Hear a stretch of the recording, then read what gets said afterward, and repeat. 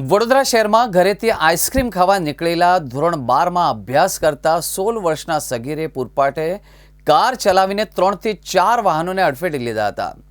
15 મહિનાના બાળક સાથે બાઇક પર જઈ રહેલા માતા પિતા લગ્નમાંથી ઘરે જતા માતા પુત્રને એક્ટિવા સહિત 3 થી 4 વાહનોને અડફેટે લીધા હતા। કાર અમિતનગર બ્રિજ નીચે ટેમ્પો સાથે અથડાઈને અટકી ગઈ હતી। આ ઘટનામાં બાળક સહિત 4 લોકોને ઈજા પહોંચી હતી, જેથી વિફરેલા ટોળાએ 16 વર્ષીય સગીરને મેથી પાક ચકાડીને તેની કારમાં તોડફોડ કરી। એ દરમિયાન પોલીસ સ્થળ પહોંચીને સગીરને પોલીસ સ્ટેશન લઈ ગઈ હતી।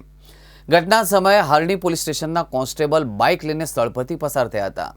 એ દરમિયાન અકસ્માત જોઈ તે સ્થળ પર પહોંચ્યા, જોકે વિફરેલા ટોળાએ તેમને પણ ધક્કે ચડાવીને બાઇકની તોડફોડ કરી હતી। ઘટના બાદ પોલીસ અકસ્માત સર્જનારા સગીરને હારણી પોલીસ મથકે લઈ ગયા હતા। પોલીસની પૂછપરછમાં યુવકના પિતા મુંબઈ ગયા હોવાથી એક કાર લઈને મોટનાથ મહાદેવ રોડ પર આવેલા ઘરેથી આઈસ્ક્રીમ ખાવા નીકળ્યો હતો। પોલીસે તેના પરિવારજનોની પણ પૂછપરછ હાથ ધરી।